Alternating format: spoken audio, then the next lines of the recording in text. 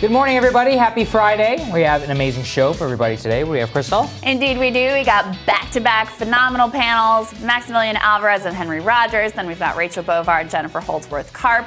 Matt Stoller is going to be in the house to send a warning to the Biden administration about McKinseying their infrastructure package. Of course, Pete Buttigieg in charge of the infrastructure package in some ways, and of course a McKinsey alum. So important warning there. Jed Rothstein on. He's the director of a fascinating film about the collapse of WeWork. But I wanted to start with something that is really, really interesting new analysis from the New York Times. They looked into the black-white wage gap with some new numbers and found that we have basically made no progress since 1950, since the Truman administration. And part of what's going on here is in the typical numbers that do show that wage gap closing, they don't take into account people who aren't working. So they don't take into account the zeros on the scale. And you've had declining participation of men across the board, but especially of black men in the workforce, 30% of black men essentially not being counted in these statistics. So when you take everybody into account, you find that black men make basically 51 cents on the dollar of white men.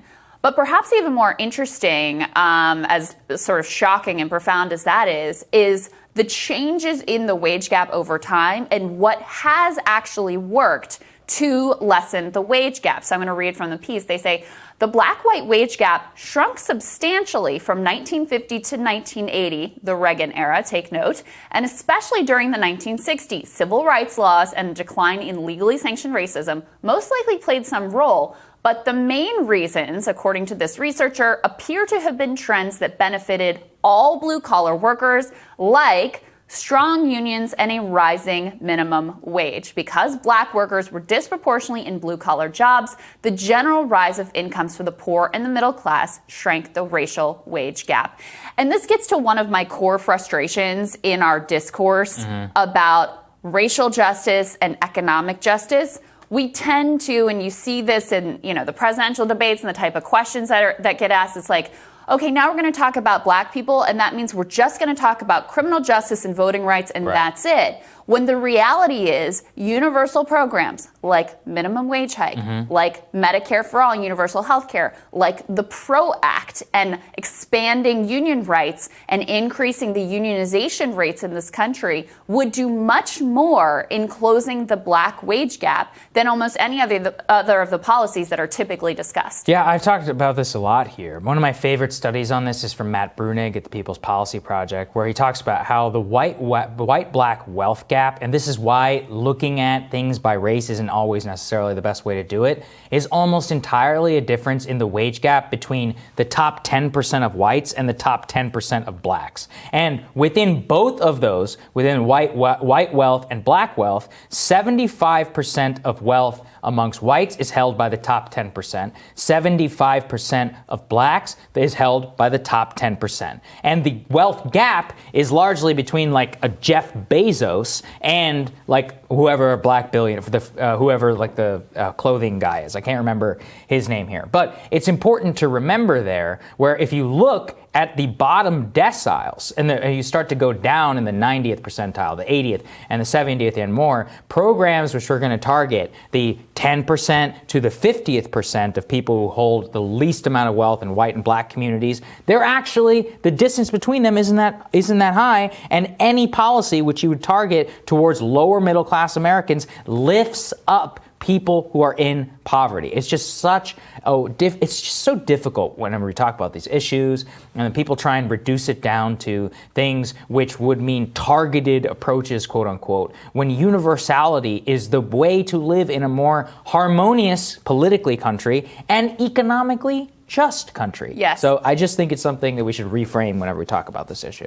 I absolutely agree. And in fact, a lot of the discourse in the Democratic Party and in the center left and on the left and among liberals basically paints people who are pushing for those universal programs as not caring about these issues. Right, exactly. When in fact, they're the ones with the agenda that would do the most if you actually care about racial justice and economic justice and closing the racial wage gap and the racial wealth gap. To your point, one thing that they also highlight here is that the racial wage gap has actually shrunk somewhat among higher income men. They say that's a sign more African Americans have broken into the upper middle class than was the case in prior decades. So to your point, you're still at a disadvantage if you're more on the affluent end of the spectrum, but you're actually making gains. You're catching up. Right. It's the rest of everybody else who's stuck where they were in 1950. Yeah. Think about that.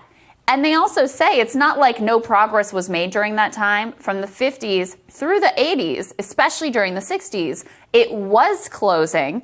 The thing that they point to the most was a revision, an amendment in 1966 to the Fair Labor Standards Act. So when Congress originally passed that law during the New Deal, in order to appease basically racists in the South, they deliberately exempted service and other industries with many black workers from the minimum wage. So when they amended that and expanded it to cover almost everybody, it still didn't cover everyone, that provided the largest, most noteworthy boost in wages to black Americans that helped to close that wage gap. But once we get to 1980, all of those gains begin to be reversed. And this is the Reagan era of politics. This is union busting. This is tax cuts for rich people and corporations. This is deregulation. This is the entire Reaganomics way of thinking, which crushed the working class altogether and especially hit black workers disproportionately. That's been the legacy there. No, and it's very important to try and understand root causes of a lot of this and where, like we said, it's coming from. And